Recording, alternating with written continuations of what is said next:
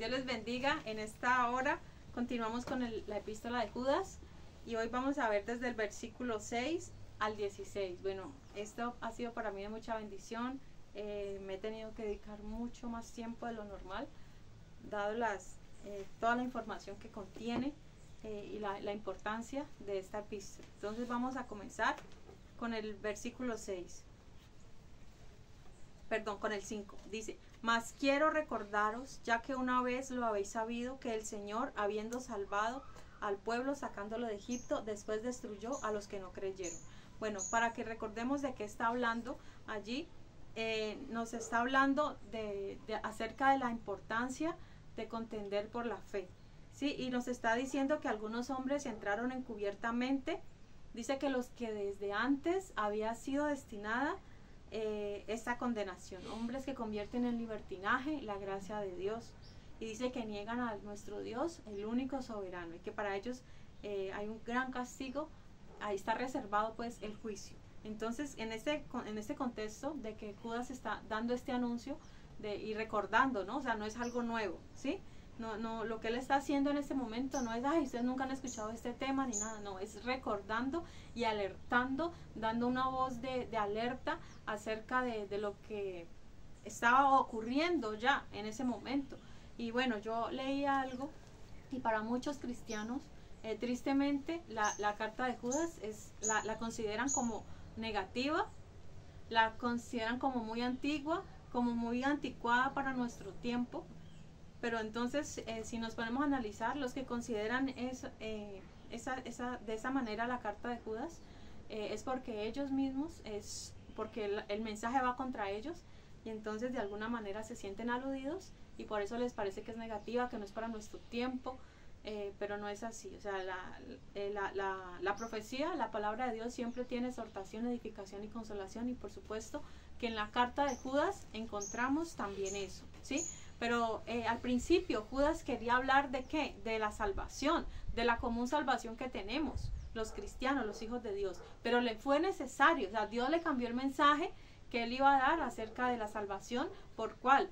Por una exhortación, para hablar, para alertar acerca de los falsos maestros y de las falsas doctrinas. Entonces tengamos en cuenta esto, que este mensaje está vigente para nuestros días. Han pasado un poquito menos de 2000 años, ¿cierto? Pero está vigente, y no es para nada negativo, sino que es más bien una voz de alerta acerca de lo que va a acontecer, aquellos que se apartan de la fe, aquellos que convierten en libertinaje la gracia de Dios, y aquellos que se dejan arrastrar también, ¿no? Por estos falsos maestros y falsos profetas y bueno, y aún falsos apóstoles. Bien, ahora sí, dice: mas quiero recordaros, o sea, no es algo nuevo, ya que una vez lo habéis sabido. O sea, ya ellos sabían esto. Lo que vamos a hablar a continuación son citas del Antiguo Testamento que ya el pueblo conocía. O sea, los judíos, los cristianos estaban familiarizados con este tema, ¿sí? No era algo nuevo para ellos. Dice así: que el Señor, habiendo salvado al pueblo sacándolo de Egipto, después destruyó a los que no creyeron. Bueno, entonces allí está recordándoles lo que una vez hizo el Señor con el pueblo de Israel. Los sacó de Egipto. Ellos estuvieron esclavos ahí estuvieron esclavos en Egipto, pero el Señor con mano fuerte, con mano poderosa, los saca, ¿cierto? Los saca de Egipto, ¿no?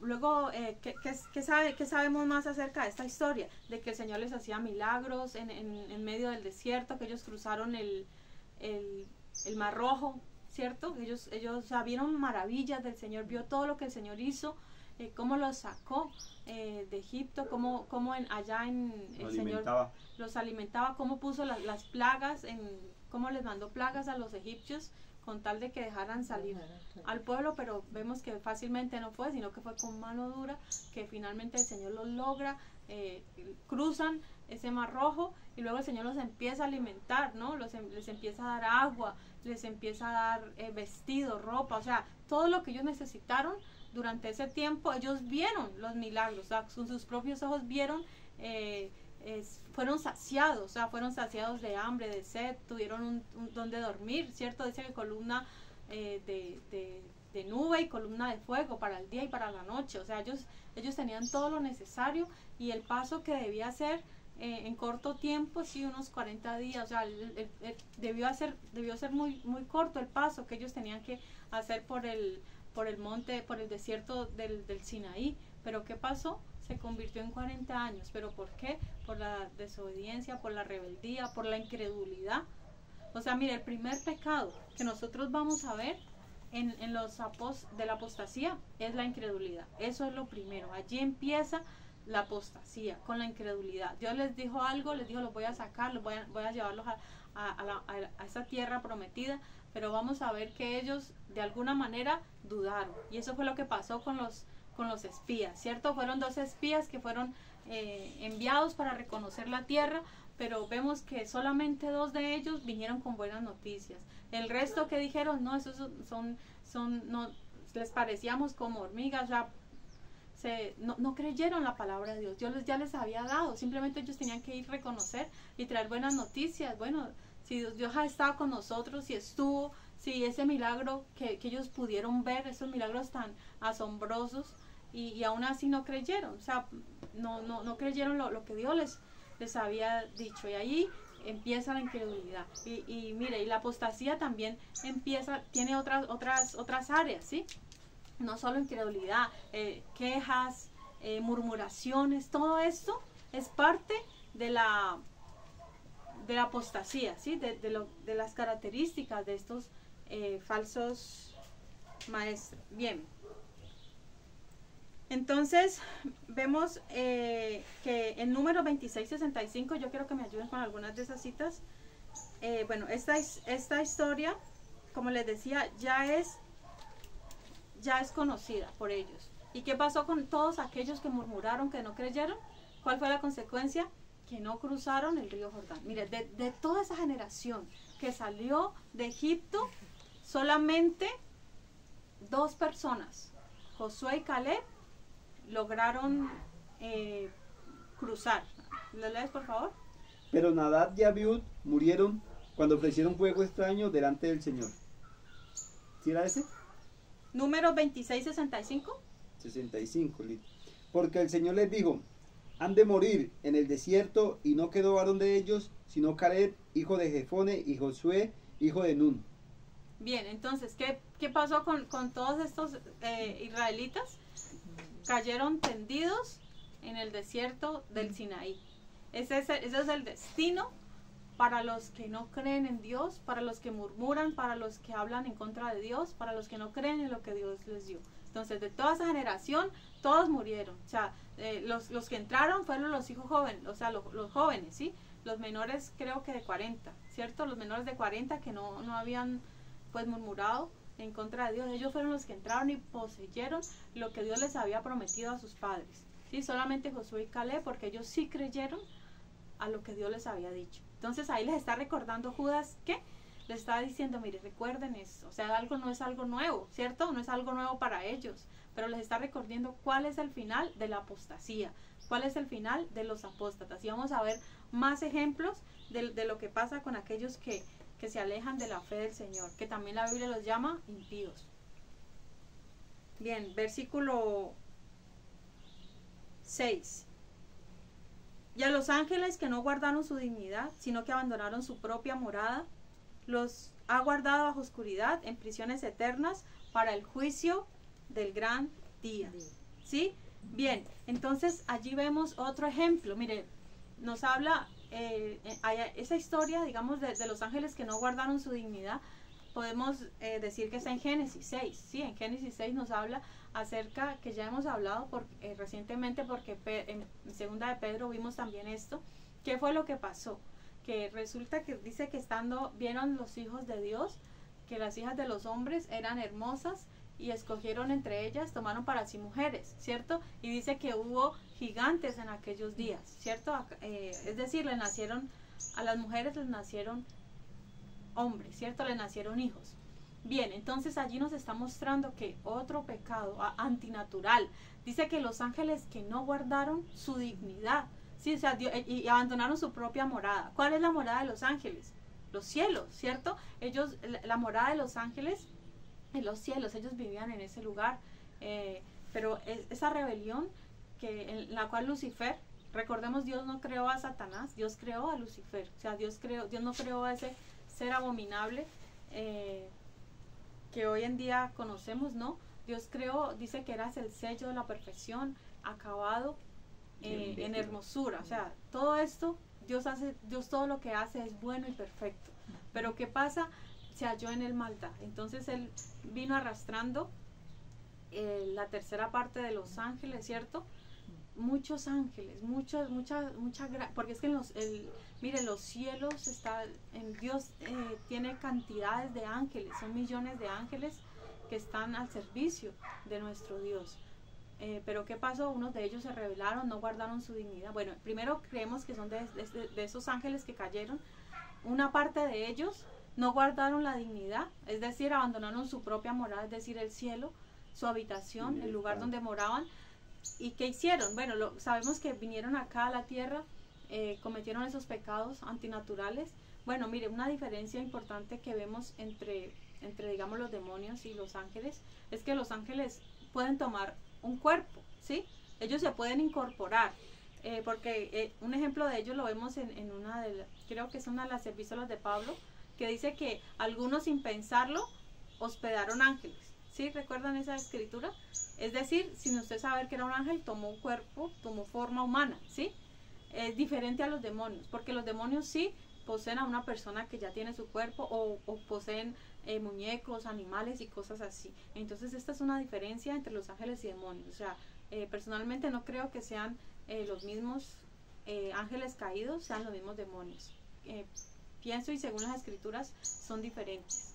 Bien, entonces estos ángeles, dice ahí el versículo 6, a los ángeles que no guardaron su dignidad, sino que abandonaron su propia morada, los ha guardado bajo oscuridad en prisiones eternas para el juicio del gran día. O sea, fue tan grande la maldad que Dios dijo, los designios del hombre son de continuo mal, ¿sí? Entonces, ¿qué dijo Dios? Voy a destruir a todo lo que he creado, excepto 8 personas que fueron las que se salvaron en el arca, ¿cierto? Noé, sus 3 hijos, sus 3 esposas y la esposa de Noé. Ellos fueron 8, ¿cierto? Y el Señor de animales de los que ya estaban, logró salvar una parte, de resto murieron todos aquellos gigantes, murió, o sea, toda esa maldad. El Señor quiso repoblar la tierra, y Noé, a propósito, es de la línea de Set, ¿sí? Adán tuvo 2 hijos al principio, ¿no? Porque Adán, ellos tuvieron, o sea, yo digo, ellos tuvieron muchos hijos, demasiados, ¿sí? Pero digamos que los que nos nombra principalmente, y esto lo cuento porque tiene que ver ahorita con lo que estamos hablando, principalmente nos narra la historia de Caín y Abel. ¿Por qué? Porque fue relevante, y nos narra ese episodio donde nace el primer asesino, ¿cierto? El primer asesino de la historia, que es Caín, y luego el Señor, para, digamos, en reemplazo de Abel, que fue el asesinado, crea otro hijo, ¿no? O sea, le da a Eva otro hijo, a Adán y Eva, Set. Y de ahí sale una línea piadosa, donde dice la Biblia que luego que los hombres empezaron a invocar el nombre de Jehová. O sea, esa era la línea, digámoslo así, redimida, ¿sí? Que nace. Y hay una generación, sí, sigue una generación. No es que Caín murió ahí mismo, no, al contrario. Caín tuvo más hijos y ahí viene una simiente mala, ¿no? Que siguió ahí a través de las generaciones con Caín.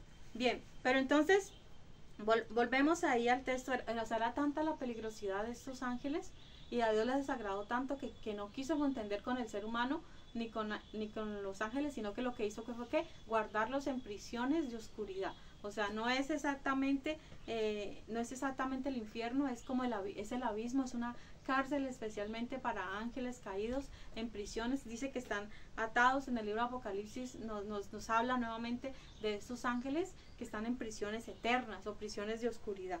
Bien, dice para el juicio del gran día. Bueno, aquí nos habla de un juicio. ¿De qué juicio se trata?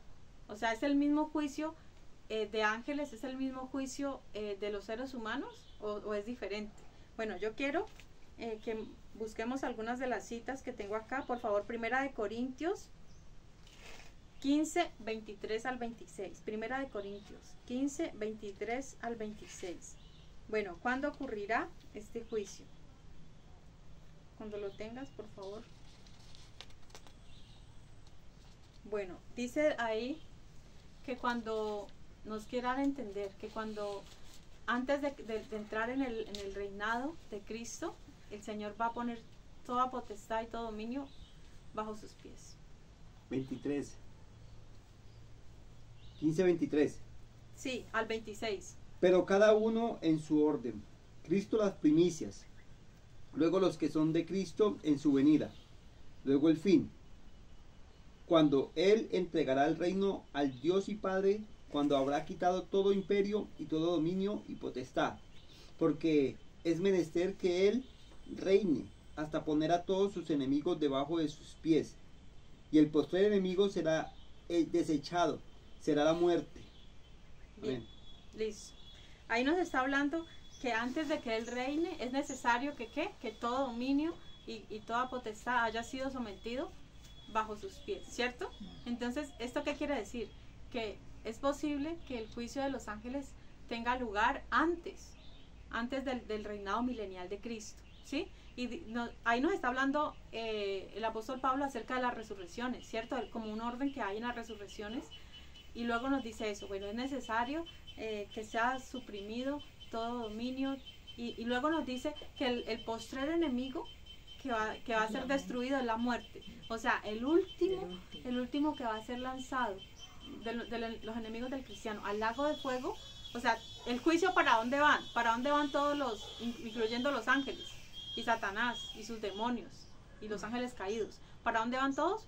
Para el lago de fuego. Y los seres humanos que vivieron, que no le dieron la gloria a Dios, también van para el lago de fuego, ¿sí? Pero vemos que es en diferente orden. Incluso sabemos que los primeros seres que van a entrar son el anticristo y el falso profeta. O sea, ellos dos van a ser los primeros seres que van a ser lanzados, ¿no? Luego Satanás va a estar atado por 1000 años, pero luego de eso va a ser también lanzado. Y luego todo aquel que no se haya inscrito en el libro de la vida. Y luego, y la muerte, dice, la muerte y el Hades fueron lanzados al lago de fuego. Y, los últimos en entrar son el que no se haya inscrito, los seres humanos. O sea, primeros en su orden son ángeles, ¿no? Bien, entonces, teniendo en cuenta esto, bueno, y ahí estás, ¿seguiste en Primera de Corintios? 6, léeme 6:3. Bueno, el apóstol Pablo nos puso un tema allí un poquito complicado, ¿sí? Que es Primera de Corintios 6:3. ¿O no sabéis que hemos de juzgar a los ángeles? Bien. Mire, ahí está, el contexto que está hablando allí el apóstol Pablo es acerca de que los entre hijos de Dios no debemos estar peleando y llevar casos a los tribunales, o sea, que resolvamos esa situación entre hermanos como redimidos de Cristo, o sea, sin necesidad pues de llevar, te denuncio y legalmente, o sea, que no hay necesidad, que ustedes pueden manejar esa situación, es lo que le está queriendo decir allí, pero les está diciendo, o sea, en algo tan simple, problemas cotidianos, no pueden manejarlo, y ustedes van a juzgar los ángeles, ¿cierto? Mire, ahí es un texto un poco complicado, ¿cierto? Pues se refiere es muy probable que se refiere a quién, a ángeles caídos, ¿y cómo va a ser eso? No lo sé. No lo sabemos, simplemente el apóstol Pablo ahí nos dejó como con esa incógnita, ¿cierto? Bien, continuamos. Versículo 7.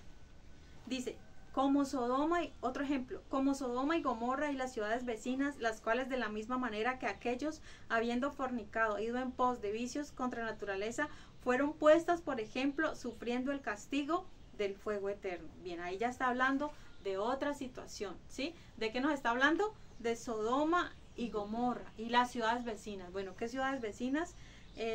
Ahí ese relato está en Génesis 19 y en Génesis 29 nos habla de Adma y de Seboim, ¿sí?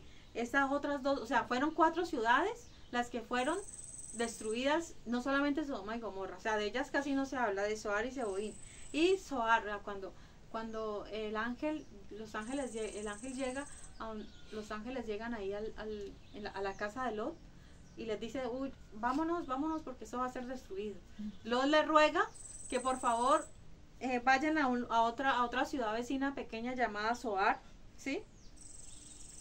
Y que no la destruya, ¿sí? Y entonces, ¿qué pasó? El ángel, bueno, el ángel escuchó y dijo, bueno, no la va a destruir. Sin embargo, más adelante, cuando ya estaban ahí refugiados, pero luego también Lot le dio miedo, o sea, vio tanto fue el daño que causó, que Lot le dio miedo y dijo, no, yo mejor no voy de aquí, y siguió, o sea, siguió su camino, ¿sí? Bueno, esa es la historia. Entonces, volvemos, dice, como Sodoma y Gomorra y las ciudades vecinas, las cuales de la misma manera que aquellos, habiendo fornicado e ido en pos de vicios contra naturaleza, fueron puestas, por ejemplo, sufriendo el castigo del fuego eterno. Bueno, ¿qué fue lo que pasó en estas ciudades? Mira, esas ciudades en el libro de Isaías nos dice que eran unas ciudades que estaban en la llanura. Bueno, cuando Abraham y Lot se separaron, ¿por qué razón fue? Porque, bueno, porque hubo pleito entre los pastores de ambos, ¿cierto? Pero cuando Lot mira la llanura y ve esa hermosa llanura, o sea, era en una tierra fértil, era una tierra buena, sí, codiciable. ¿Por qué? Porque Lot dijo, no, yo quiero irme para la llanura. Y Abraham no tuvo problema, le dijo, bueno, yo me voy para la montaña, usted vaya para la llanura.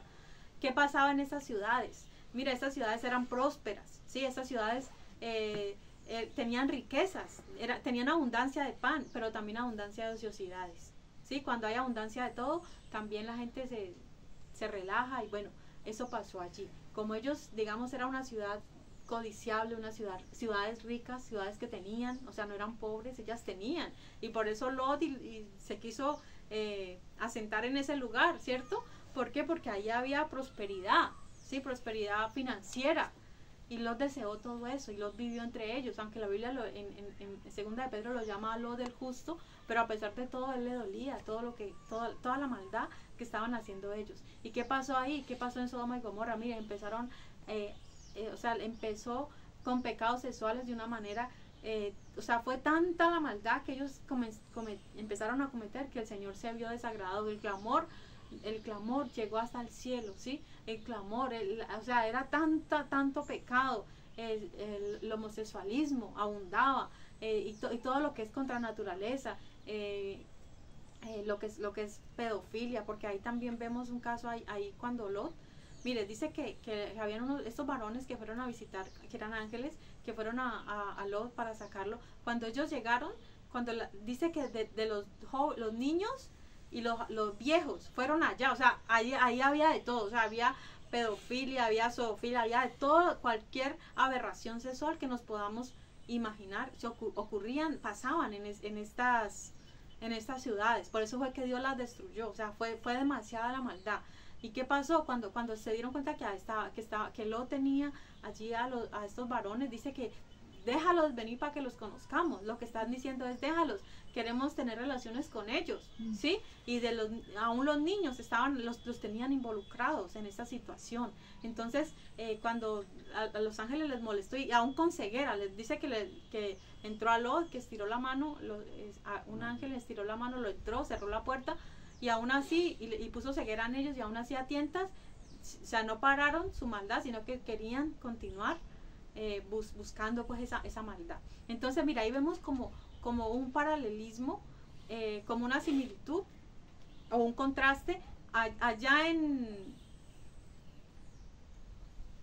los tiempos de antediluvianos. Fueron los ángeles caídos los que buscaron a las mujeres. Aquí son los hombres los que buscan a los ángeles, pero estos ángeles eran de Dios, ¿sí? Entonces mire que es una perversión similar. Yo creo que por eso ahí las pone como ejemplo.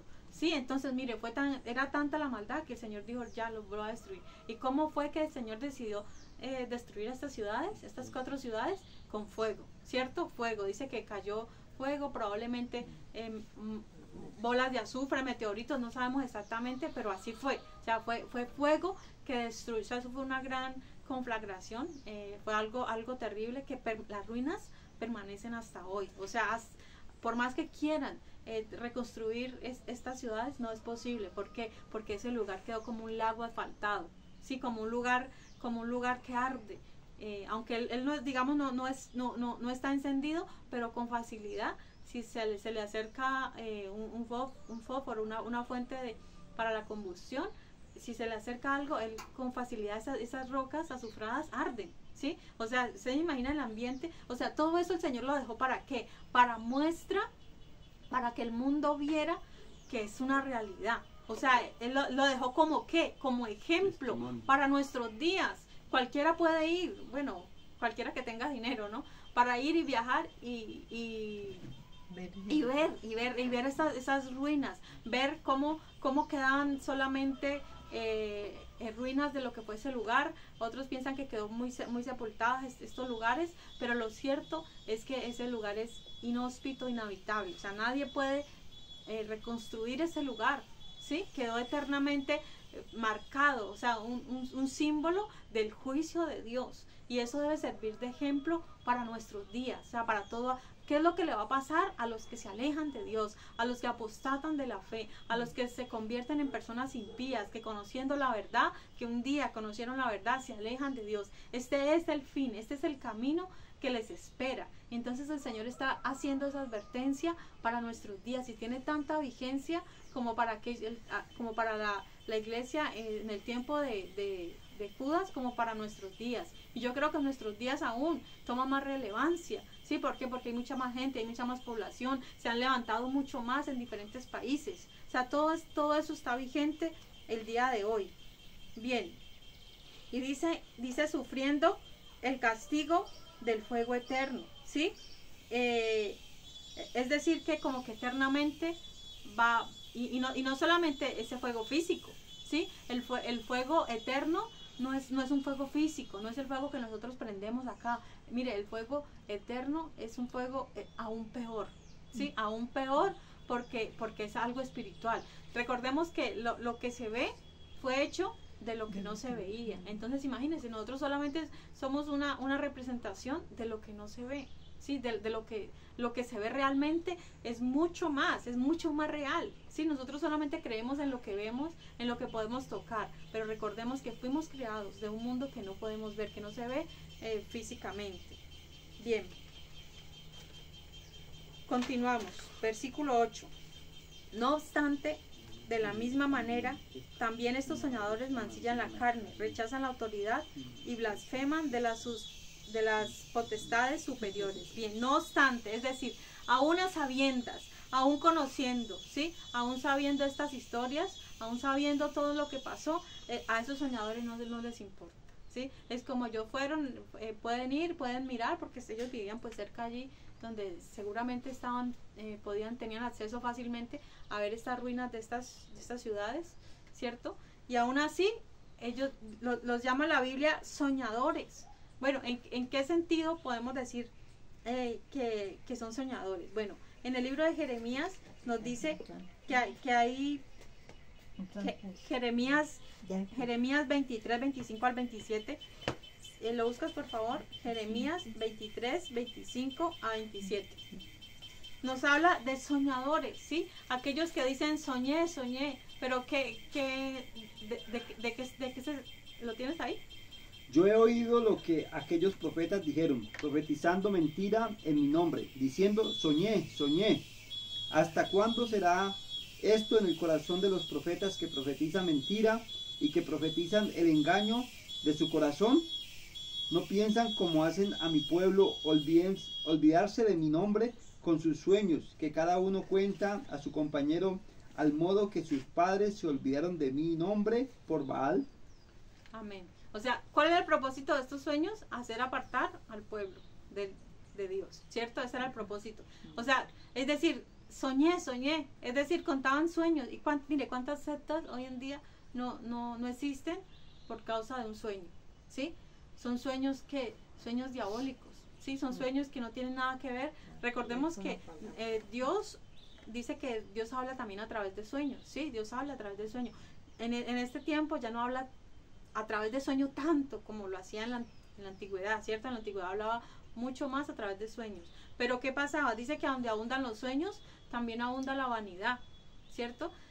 ¿Y qué pasa? Estos soñadores les decían, mire, yo vi, o sea, cualquier cosa le puede decir, yo soñé que esto, soñé que... Y mire, cuántas sectas no se han formado por causa de sueños, ¿sí? Sueños vanidosos, sueños malos, que no corresponden a la realidad. En ese sentido, Entonces, soñadores puede ser en ese sentido, y también puede ser en el sentido de sueñan grande, o que están apartados de la realidad, ¿sí? Que están como idos, no, o sea, no viven su realidad, sino que piensan en otras cosas. Mire, cuando nosotros nos vamos a la iglesia y continuamente nos están hablando, sueña en grande, vaya detrás de sus sueños, luche por sus sueños. O sea, cuando usted escucha mucho la palabra sueño, sí, son soñadores, ahí como que no está bien la cosa.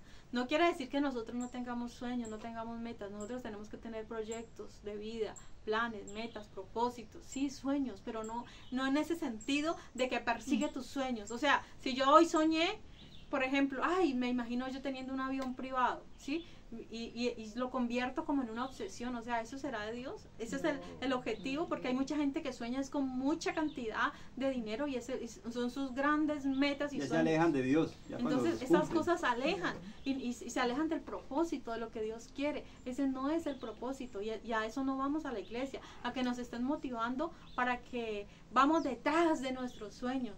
Cuando el sueño más grande, la meta más grande de nuestra vida es ¿cuál? Ver al Señor Jesús, vivir para Él, la vida eterna, la salvación. ¿Hay algo más grande? ¿Hay algo más grande a la cual podamos aspirar?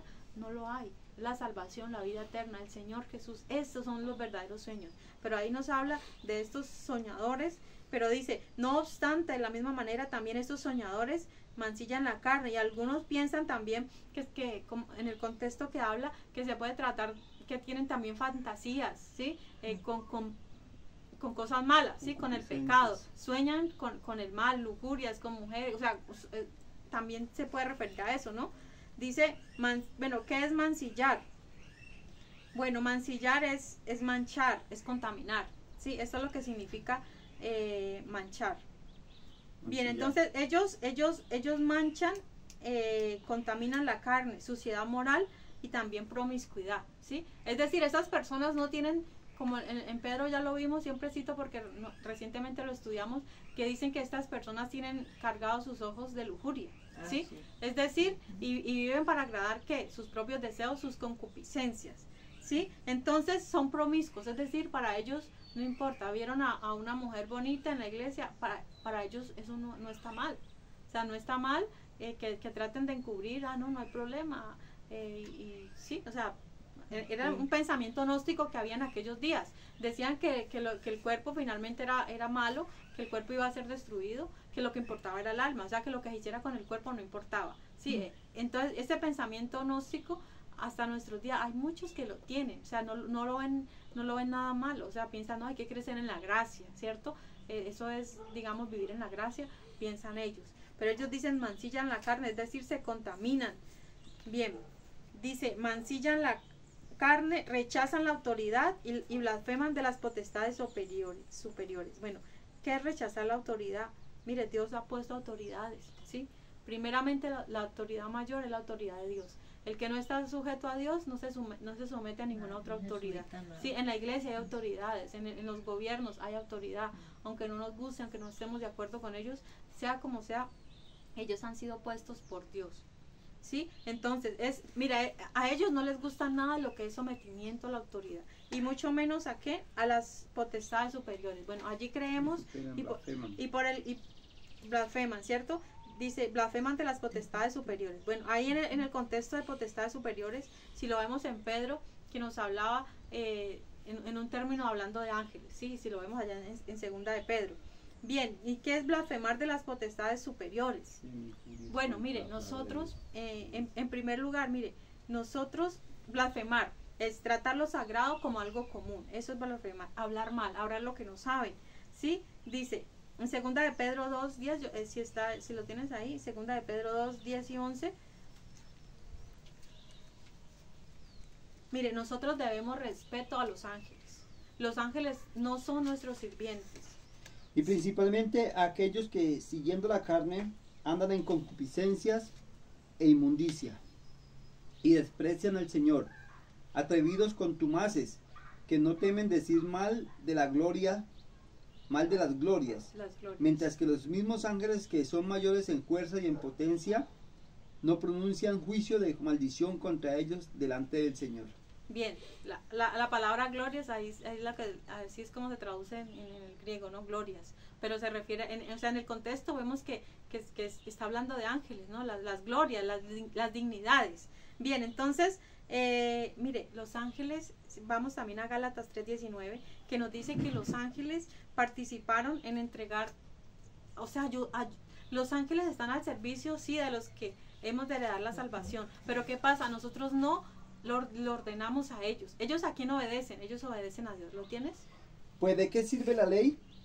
Fue puesta por causa de las rebeliones, hasta que viniese la simiente a quien fue hecha la promesa, ordenada aquella por los ángeles en la mano de un mediador. Bien, entonces ahí que nos está diciendo que los ángeles participaron en entregar la ley. Cuando el Señor entrega la ley a Moisés, ellos estaban ahí participando. Mire, ellos tienen mucho que ver, ¿sí? En nosotros, el ministerio de ellos se extiende a nosotros, pero no somos nosotros los encargados de ordenarle, ¿sí? Venga, hágame esto, vaya a tal parte, vaya, cuídeme. No, o sea, lo que la Biblia nos enseña es que nosotros debemos de pedir a Dios que Él manda ángeles, Amén. Que Él mande los ángeles. Sí. Y el Señor lo hace, el Señor manda a sus ángeles y nos guardan, ¿sí? Pero no, ¿por qué? ¿Por qué nosotros no lo hacemos directamente? Porque nosotros tenemos no comunión con los ángeles, sino comunión con Dios. O sea, nuestra comunión es con Dios, nosotros nos dirigimos a Dios. El Señor manda a los ángeles porque dice la Biblia que el ángel de Jehová acampa alrededor de los que le temen. Exacto. Y Él los defiende. Pero es el que los manda. Y no, sí. Nosotros tampoco oramos a los ángeles, porque aquellos que hay oraciones que son al ángel de mi guarda, ¿cierto? Sí.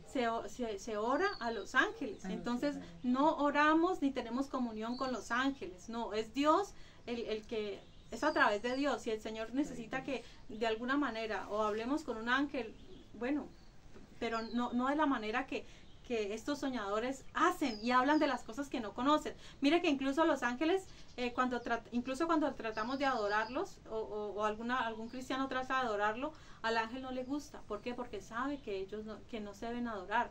¿Qué pasó allá con Juan, el apóstol Juan, cuando lo vio tan grande y dijo, yo me postré para adorar al ángel que hablaba conmigo?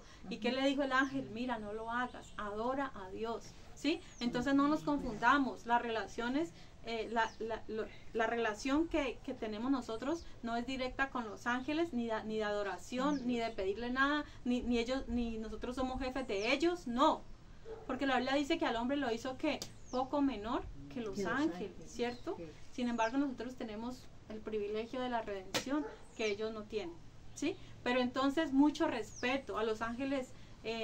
No le mandamos a hacer cosas, no le pedimos cosas, no, mucho respeto y mucho menos hablar mal de ellos, mal de ellos o de las cosas que no sabemos, ¿sí? Bien. Amén.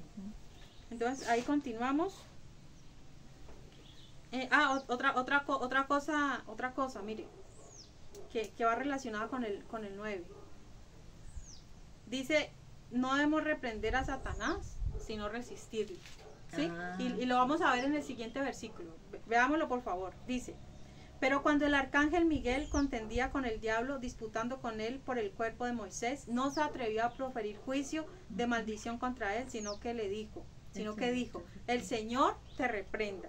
Bien, mire, el arcángel Miguel, dice en el libro de Daniel, nos dice que es de los principales príncipes, el arcángel, o sea, digamos, es el mayor de los ángeles, el mayor es un arcángel, solo nombra uno la Biblia, pueden haber otros, pues no lo sabemos, solamente la Biblia al referirse no dice arcángeles, sino el arcángel Miguel, ¿sí? El que está de parte de los hijos de tu pueblo, o sea, el que está a favor de Israel es el arcángel Miguel, es decir, es un arcángel de guerra, ¿sí? Él está dispuesto para la batalla, él pelea, mejor dicho, él se mueve a favor del pueblo de Israel cuando esos misiles son desviados allá hoy en nuestros días. Entonces el ángel Miguel interviniendo ahí, tenemos esa fe, sí, porque él está a favor, sí, del pueblo de Israel y por supuesto también también a favor de la iglesia, sí.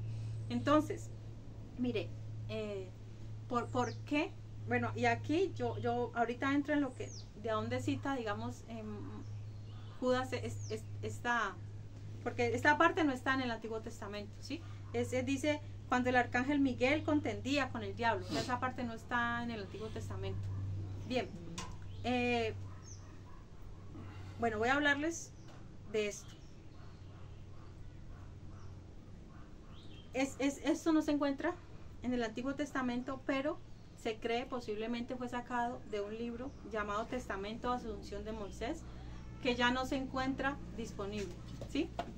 No se encuentra ya disponible, sino solamente hay unos pequeños fragmentos de este libro. Entonces, miren, algunos padres de la iglesia, como Orígenes, como Tertuliano, Clemente de Alejandría, Orígenes y Dídimo de Alejandría mencionan esto. O sea, ellos vivieron 100 años después de que se escribiera Judas. O sea, ellos vivieron, digamos, más bien cerca a esta carta de Judas. Entonces, por eso ellos dijeron, bueno, ahí Judas tomó del testamento o la asunción de Moisés, un libro apócrifo.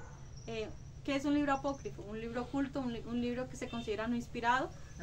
Entonces, hoy en día solamente se encuentran fragmentos, está perdido, pero mire, esta cita como tal no es posible encontrarla hoy en día, ¿sí? Esta es, digamos, ¿No está en el Apocalipsis? No, digamos, este verso donde Dice que digamos Judas posiblemente tomó, según estos padres de la iglesia que les nombré, donde contendía pues con el diablo disputando por el cuerpo de Moisés, ¿sí?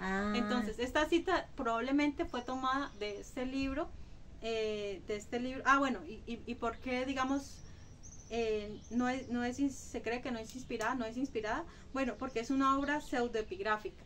¿Qué es algo pseudoepigráfico? Que es atribuido a un autor falsamente. Aquí, ¿a quién fue atribuido? A Moisés. O sea, Moisés no lo escribió, ¿ya? Por eso es una obra pseudoepigráfica. Es de origen judío, ¿sí? No se conserva la obra en su totalidad. Bien, no pertenece al canon. Bien, entonces, por esta razón, digamos, no entró en el canon. ¿Por qué? Porque fue escrita por alguien, fue atribuida falsamente, digamos, en este caso a Moisés. Bien, ¿de qué habla este libro? Bueno, el libro narra de la muerte de Moisés y su ascenso al cielo, así como la promesa de una resurrección y la vida eterna con los justos. Bien, mire, cuando un escritor inspirado por Dios narra una parte, menciona o cita cualquier otra parte, así no está inspirado, esa parte entra a ser inspirada, ¿sí? Es inspirada por Dios y es real y es totalmente confiable, ¿sí? Estos otros libros no es absolutamente confiable todo lo que está en su totalidad. Apócrifos. Pero si un autor sagrado, como aquí en este caso, nombra algo, ya eso es inspirado y esto es real. O sea, tenemos la absoluta seguridad y confianza de que es así, ¿sí? Bueno, en cuanto a esto, mire, en cuanto a que él dice, pero cuando el arcángel Miguel contendía con el diablo, es decir, una disputa, ¿cierto? Dice, ¿y cuál fue la disputa? Estaban disputando por el cuerpo de Moisés. Y bueno, ¿por qué? Podemos decir, ¿por qué razón se disputaba el cuerpo de Moisés? Bueno, muchos piensan, no, porque es que como Moisés mató a un egipcio, ¿cierto? Entonces el diablo de alguna manera pensó que el cuerpo le pertenecía y de pronto por eso fue. Otros dicen, se pudo tratar de que Satanás quería saber dónde estaba el cuerpo, ¿para qué? Para mostrarlo, digamos, a los israelitas, para que ellos se fueran y adoraran a ese cuerpo, ¿sí? Porque ellos los israelitas son muy tendientes a la idolatría, ¿sí? Recordemos que cuando Moisés se fue a recibir la ley, hicieron un becerro de oro. Hicieron un becerro de oro. Entonces imagínense qué no harán con el cuerpo de Moisés, y ellos, para ellos es el más grande profeta, o sea, Moisés para ellos es el más grande profeta, y entonces ¿qué no harían? ¿Cierto? Otros piensan que también quería coger el cuerpo porque sabían del plan que venía, ¿no? Para que no entrara a la tierra prometida, ¿sí? En la transfiguración vemos que a Moisés en la tierra prometida, ¿sí? A ellos dos en la tierra prometida. Y a propósito, posiblemente son los dos testigos, ¿no? Moisés está preservado posiblemente para esa labor, esa misión de ser uno de los dos testigos, de acuerdo al libro de Apocalipsis. Bien, entonces dice que cuando disputaban por el cuerpo, mire, Miguel pudo haber a propósito, ¿no? Miguel va a ser el que lo va a destruir, ¿no? Allá en el libro de Apocalipsis está. Dice, para Dios, Satanás nunca ha sido un enemigo. O sea, no, Lucifer fue creado por Dios, ¿sí? Es parte de la creación de Dios, ¿sí? No es un enemigo como tal de Dios. Es enemigo en cuanto a que se opone a muchas cosas, pero no en cuanto a que o sea, el Señor ya lo derrotó. O sea, nomás vio la rebelión, que se enorgulleció su corazón, ya le dio su caso merecido, o sea, su juicio, ya estuvo. Bien, pero en el libro de Apocalipsis sí nos menciona que va a ser Miguel, o sea, un semejante a él, ¿cierto? El que le va a dar la estocada final, ¿sí? Pero entonces, mire, si Miguel, el arcángel Miguel, no se atrevió a proferir juicio, ¿cierto? Y nosotros como cristianos también debemos tener cuidado con eso, claro. No hablemos mal, digamos, tal vez Miguel lo hizo, el arcángel Miguel, por respeto a lo que un día fue, ¿sí? A lo que fue, ¿sí? Porque ya no es, dice, dejarás de ser, o sea, ya no es lo que un día fue, pero sin embargo, Miguel sabía de todo del personaje que fue tan grande, y o sea, tuvo respeto y dijo, no voy a contender, no te voy a reprender, que el Señor sea el que lo reprenda. Miguel no quiso meterse en eso. ¿Cuánto más nosotros, cierto? Debemos de simplemente dejar en las manos de Dios. La Biblia dice que el Señor puso bajo nuestros pies y que podemos hollar serpientes, escorpiones, todo eso sí, pero ¿qué no debemos hacer? Digamos, mencionar juicios, o sea, decretar juicios que Dios ya decretó, o sea, Dios ya está juzgado, él simplemente falta la ejecución del juicio, que llegue el tiempo, el momento, pero no somos nosotros los encargados de condenarlo. Hay otros que hablan mal. ¿Quiénes son los que hablan mal entonces digamos así, de Satanás y de cosas que no conocen? Son los falsos profetas, ¿sí? Los falsos maestros. Ellos son los que hablan mal y que yo le corto la cabeza, o sea, no tenemos que proferir juicio, no tenemos que hablar en condenación. ¿Por qué? Porque es el Señor el Señor es el que va a reprender, o sea, que el Señor se encargue de eso. Nosotros lo que tenemos que hacer es que resistirlo. Ahí en Pedro nos dice resistir al diablo y de vosotros huirá. En Santiago, resistir al diablo. ¿Y cuál es la mejor manera de resistir al diablo? No cayendo en la tentación, porque dice la Biblia que él anda como león rugiente buscando a quien devorar. O sea, él sí va a estar allí como un león rugiente en todo momento, pero nosotros ¿qué tenemos que hacer? No tenemos que reprenderlo, simplemente que resistirlo, ni tampoco tenemos que echarlo, ay vete, no, mire, él se va a ir solito. La manera de que él se va a ir solito es usted resistiéndolo. Si él le pone la tentación y usted la resiste, usted no cae en la tentación, usted va más bien, ora y busca a Dios, él solito tiene que huirse, huirá de vosotros, él solito va a huir. Sí, entonces esa es la posición que nosotros debemos tener frente a Satanás, ¿sí? Otra cosa muy diferente son los espíritus inmundos, los demonios, que digamos que poseen a los cuerpos. La Biblia dice les dio poder y autoridad para echarlo fuera, ¿sí? Y sí, hay muchos que dicen, no, la iglesia no debe echar fuera demonios. La iglesia sí tiene el poder y Dios sí lo mandó, así como lo mandó a sus discípulos. Los demonios sí se nos sujetan en el nombre de Jesús, y si es necesario usted puede expulsar un demonio, sí lo puede hacer, porque eso está dentro de los evangelios. O sea, eso es parte del evangelio, echar fuera demonios, ¿sí? Entonces eso es para que tengamos en cuenta eso. Bien, entonces dice, estamos en el 8 ya, pasamos ya terminamos el 9 también. Ahora sí vamos al 10. Dice, pero estos blasfeman de cuantas cosas no conocen, y en las que por naturaleza conocen, se corrompen como animales irracionales. Bien, entonces mire, estas personas que no conocen, mire, se pueden inventar cualquier cosa de los ángeles, del mundo espiritual, que el cielo es así, que hay ángeles de esta manera, o sea, cosas que no conocen. O sea, Dios no les ha dado ninguna revelación y sin embargo hablan de cosas. O sea, ¿son qué? Son soñadores. Ellos sueñan con que vieron cosas celestiales. Sí, que, o sea, no hay nada más terrible que uno inventar algo para dar credibilidad a uno o a su ministerio, ¿no? mire, nosotros hablamos de lo que el Señor nos ha dado. No tenemos por qué estar inventando cosas, ¿cierto? Adulando, inventando, soñando cosas, que tuve un sueño, que hice esto, y todo ¿para qué? Para llamar la atención. Y lo triste es que a estas personas que inventan cosas y hablan de lo que no conocen, la gente los aplaude, ay, sí, así es, y le dicen amén a todo. Hay mucha gente así, ¿pero por qué? Porque no buscan la palabra, porque no se dedican ellos mismos a mirar, a investigar en la palabra de Dios, a indagar, a ver si lo que esta gente está diciendo es verdad o no. Sí, porque fácilmente, si usted busca algo que te dijeron, dice, bueno, ¿en qué parte de la Biblia está? Y hoy en día, de pronto decir, para leerla toda y darme cuenta, no. Pues, hoy en día tenemos una herramienta, ¿cierto?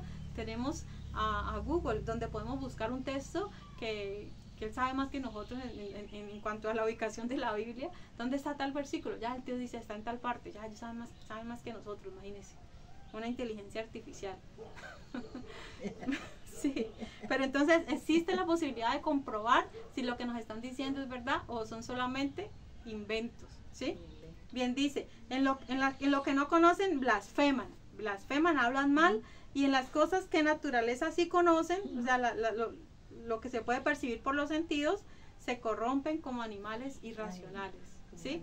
O sea, en las cosas que conocen actúan de una manera que irracional. Mira, aún los animales se portan mejor. Aún los animales tienen un mejor instinto, tienen instintos mejor que los seres humanos. ¿Y por qué digo yo eso? Porque los seres humanos tenemos una razón, tenemos una conciencia. ¿Y por qué portarnos aún peor que ellos? ¿Por qué? Si Dios nos dio conciencia, ¿por qué portarnos como animales irracionales si Dios nos ha dado una conciencia? ¿Sí? Dios nos ha dado una conciencia. Bien. Continuamos. Esta Biblia dice como bestias brutas. Exacto, como bestias. Como bestias brutas, ¿cierto? Dice, y mire, en 1 Corintios 2:14 nos dice que las cosas del Espíritu se han de discernir espiritualmente. ¿Sí? O sea, esas personas son digamos, son como las personas naturales que no pueden percibir lo del Espíritu. ¿Sí? Entonces, ¿qué hacen? Como no conocen, como no saben, como no viven en el Espíritu, entonces, ¿qué hacen? Lo que hacen es hablar lo que no saben, blasfemar, hablar truanerías, hablar bestialidades, ¿sí? Como bestias brutas. ¿Por qué? Porque no hablan de lo que no conocen, de lo que no les ha sido revelado. Bien, versículo 11. Dice, ¡ay de ellos! Porque han seguido el camino de Caín. Bien, primeramente está nombrando a Caín, ¿sí? Dice, y se lanzaron por lucro en el error de Balaán y perecieron en la contradicción de Coré. Bueno, en este 11, voy a terminar por este momento en el versículo 11, pero quiero continuar luego. Bien, dice, ¡ay de ellos! ¿Qué significa esa palabra ay? ¿Qué implica? Bueno, ese ay es como cuando viene un juicio, ¿cierto? Como una alerta, como, uy, pobrecitos, uy, lo que les espera, ¿cierto? Ese ay es como dice dice los ayes, ay del que, o sea, uy, no sabe lo que le espera. Qué pesar, pero dice, ay de ellos. ¿Por qué? Porque han seguido el camino de Caín. Bueno, entonces por eso les hablaba ahorita rato, ¿de quién? De Caín, ¿sí? Porque mire que tenemos que hablar de Caín, ¿sí? Y recordar qué fue Caín. Porque así como Judas les está diciendo, recuerden esto, entonces nosotros también recordemos quién fue Caín. Bueno, ¿quién fue Caín primero que todo? Bueno, mire, Caín, ¿sí recuerdan cuál es el primer pecado de la apostasía? El primer pecado. ¿El de Caín? Sí, general de toda apostasía. Rechazar la salvación, rechazar el evangelio. La incredulidad. Sí, recuerden, el primer pecado de la apostasía es la incredulidad. Ese es el primer pecado. Y de allí vienen y se desatan, digamos, otros pecados. Bueno, a ver, recordemos cómo fue eso allá en el huerto, ¿cierto? En el huerto del Edén. Dice que habían dos hermanos, ¿cierto? Mayores, probablemente según viendo otros textos, no eran niños, no eran jovencitos, no, eran ya hombres maduros, ¿sí? Eran hombres maduros, tenían que haber sido maduros porque incluso pudieron haber pasado los 50 años. ¿Por qué? Porque luego ahí usted encuentra, y esos son temas profundos ahí, que dice que de dónde salió la esposa de Caín y otras personas, que cuando el Señor lo castiga, le da el castigo a Caín que ande errante, y dice, pero cualquiera que me va a matar, ¿cierto? Es porque han transcurrido bastantes años, no son unos niños, son ya maduros, y entonces ya ha dado tiempo para que ellos han tenido otros hijos, y de ahí sale pues ya ellos se iban pues a otras, no cabían en un lugar y se fueron a explorar nuevos lugares, a fundar nuevas ciudades y esto. Sí, bueno, entonces, ¿qué pasó allí con Caín? Recordemos ahí. Bueno, mire, el Señor muy seguramente, aunque no lo nombra la Biblia, les dijo, les ha mostrado cómo es que se debe ofrecer una ofrenda, ¿sí? Un sacrificio. Normalmente, cuando Adán y Eva pecan y que ellos se sienten desnudos, el Señor, ¿qué les hace? Les hace ropas con pieles, ¿sí? Muy posiblemente se ofrecía un sacrificio, muy posiblemente, y de ahí sacan las pieles, ¿sí? De las víctimas, de los animales, muy posiblemente. Entonces, las pieles venían con sangre. El Señor no va a juzgar lo que Él no ha mandado, ¿sí? El Señor juzga de acuerdo a lo que Él ha establecido, ¿sí? Entonces, ¿cuál fue el pecado de Caín? Bueno, Abel ofreció mejor, o sea, ¿qué es lo que dice ahí en Hebreos? Por la fe,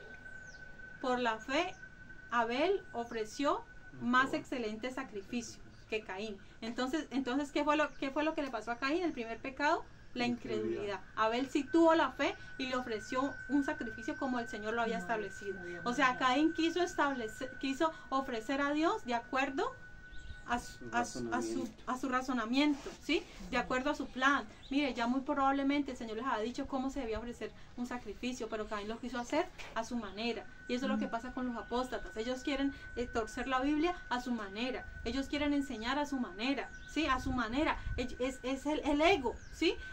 No creer en Dios, no creer lo que Dios estableció, sino que creer en sí mismos, en sus propios medios. O sea, por nuestros propios medios no podemos llegar al cielo, a la salvación. Mire, es a través de Jesucristo, a través de la fe. Mire, Abel desde cuántos años antes de Cristo, ¿cierto? Y tuvo la fe y ofreció un excelente sacrificio. Y miren, Abel, digamos, miró por la fe ¿hacia qué? Hacia el futuro, hacia la cruz. Y nosotros, en nuestro tiempo, miramos ¿hacia dónde? Hacia atrás, hacia la cruz, ¿cierto? Un pasado, ya pasó, digamos, estamos del otro lado de la cruz. Abel estuvo del lado antes de la cruz, nosotros estamos del lado después de la cruz, ¿sí?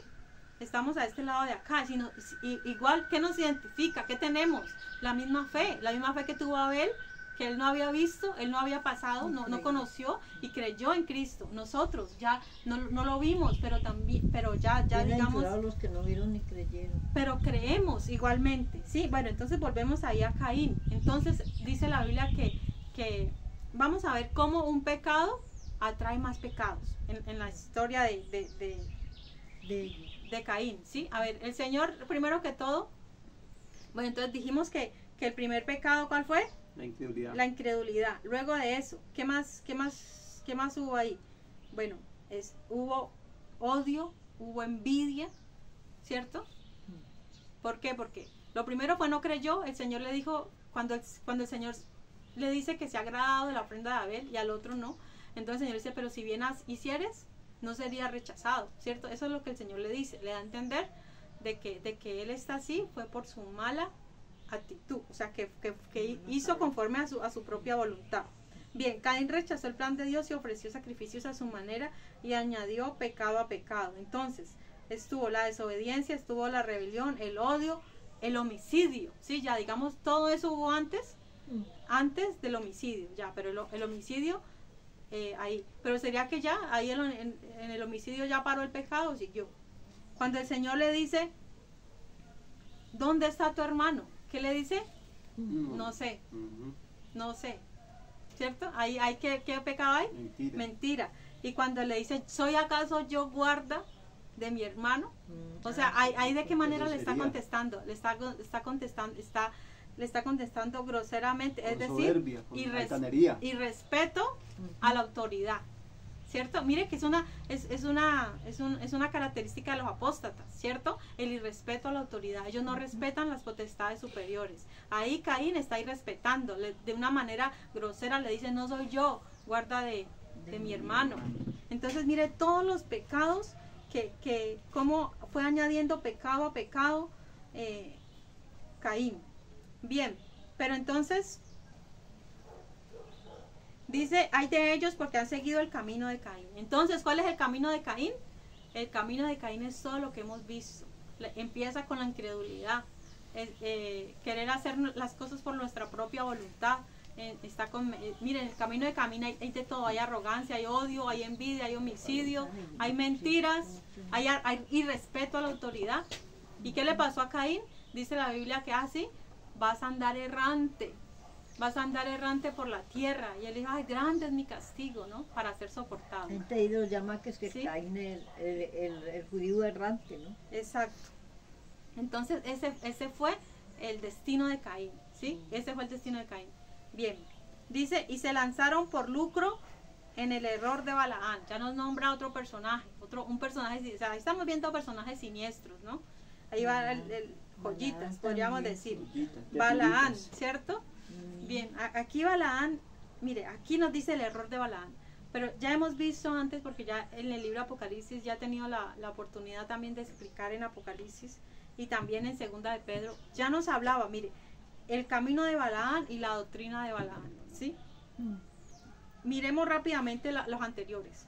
Primero la doctrina de Balaán, y eso lo encontramos en Apocalipsis, cuando a Pérgamo, cuando el Señor le dice a Pérgamo, que enseñaba a Balac a poner tropiezo a los hijos de Israel, ¿sí? Esa es la doctrina, es decir, la doctrina de Balaán es esa, enseñar a poner tropiezo, es decir, promover la fornicación y la idolatría, a comer de cosas sacrificadas a los ídolos, ¿sí? Esta es la doctrina de Balaán.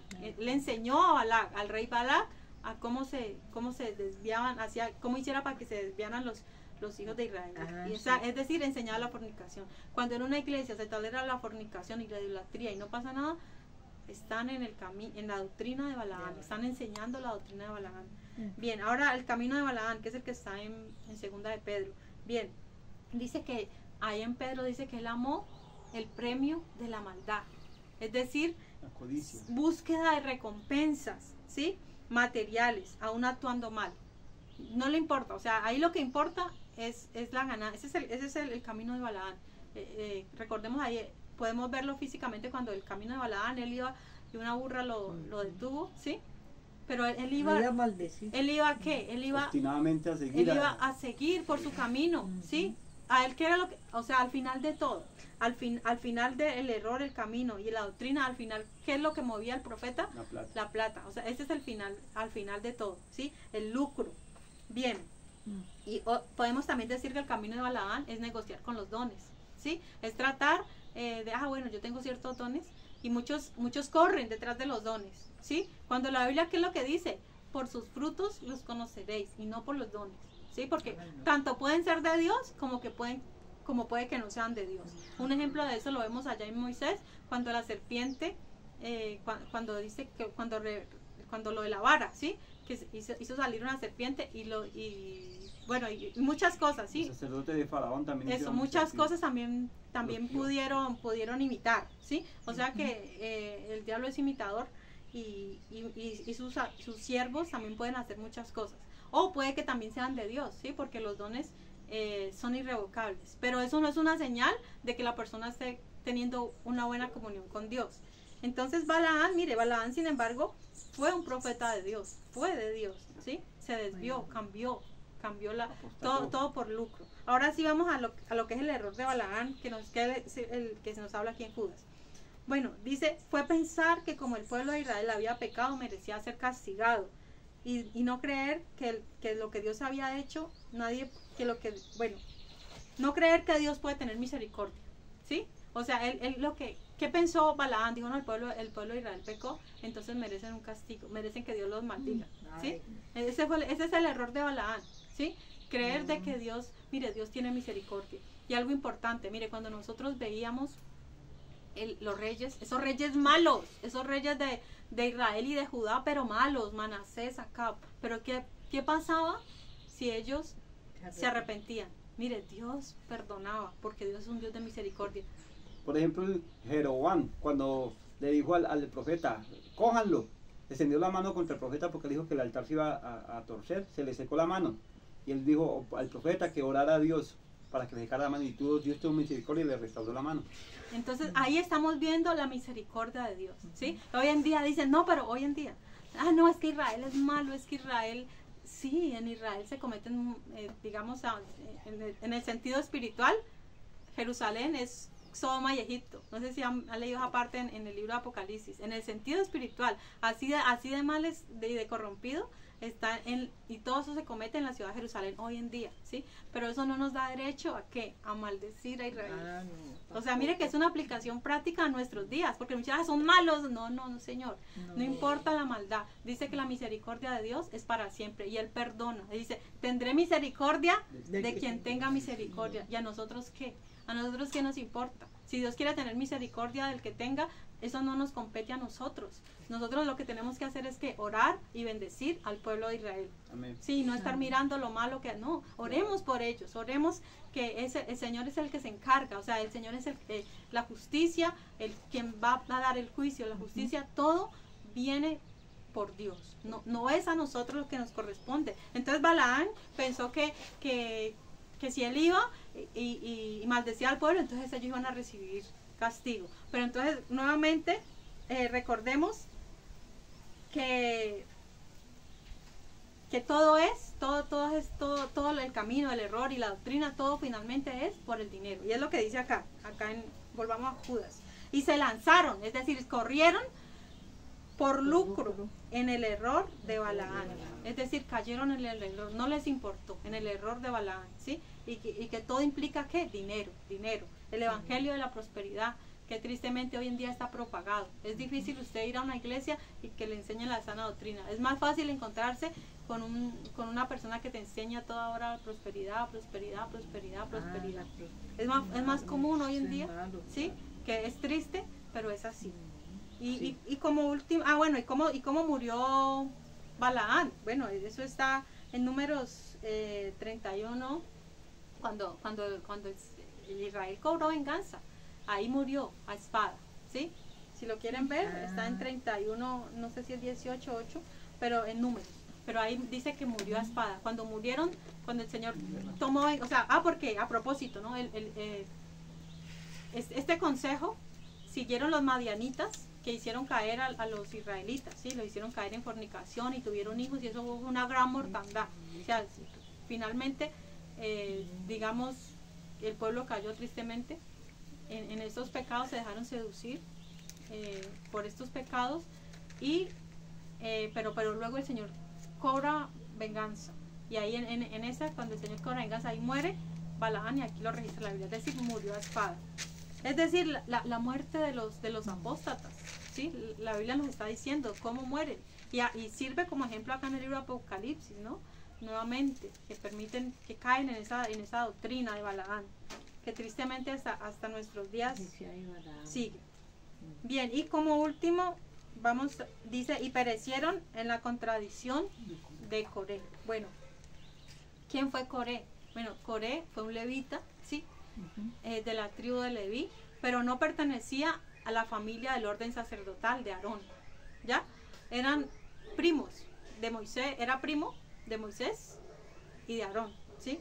Es decir, ellos tenían otras funciones dentro del ministerio. El ministerio de ellos era diferente a ser sacerdote. Pero ¿qué pasó con Coré? No le gustó. No, se llenó de celo. No le murmuró, no le gustó. No, ¿cómo así? Que ya basta? Lo que le dice, basta de usted, Moisés, ya basta.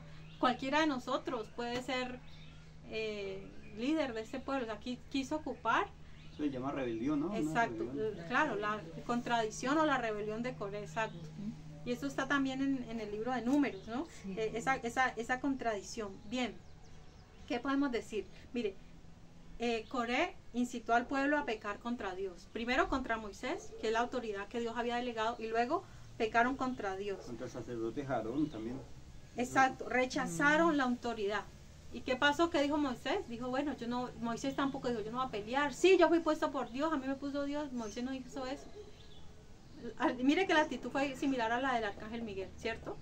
Que el Señor sea el que juzgue. O sea, yo no voy a, Moisés no dijo, no, yo, es mi familiar y todo. Y Moisés tampoco peleaba por eso, ¿no? Antes Moisés siempre decía, no, ¿por qué yo? ¿Por qué me pusiste? Y bueno, cosas como esas. Pero ¿qué les dijo? Bueno, cada uno coja su incensario y que sea Dios el que elija. A ver, que sea Dios el que elija. Y dejó en las manos de Dios. ¿Y qué le dijo el Señor a Moisés? Da un paso, mejor dicho, aléjate de ahí que viene, que no salpique sangre. Viene mortandad. Y mire, o sea, si este castigo de rebelión no le sirve como ejemplo a los apóstatas, nada lo va a hacer. Porque ¿qué pasó con ellos? Dice que la tierra los tragó vivos. ¿A quién? A todos. Los rebeldes que ¿Cuáles eran? Datán, Abirán, ¿cierto? Estos hombres malos y toda la familia dice que murieron allí, fueron enterrados vivos. ¿Y qué pasó? Vino un gran temor sobre los israelitas. Es decir, que nadie se atreva a volver a levantarse contra el siervo de Dios, contra el que Dios puso. O sea, y nosotros, nunca tratemos de hacer frente, de afrentar a la autoridad de Dios. Claro. Al que Dios puso, Él es. Entonces, ahí dice, perecieron en la contradicción de Coré. Y así mismo, o sea, ¿de qué nos está hablando? O sea, el contexto de cuál es, de los falsos maestros, las falsas doctrinas. O sea, que ellos, aún sabiendo todo esto, no dejan de pecar, sino que continúan en su maldad, en su pecado. Bien, vamos a parar por un momento aquí. Dejo los otros versículos para el siguiente video. Dios les bendiga. Amén.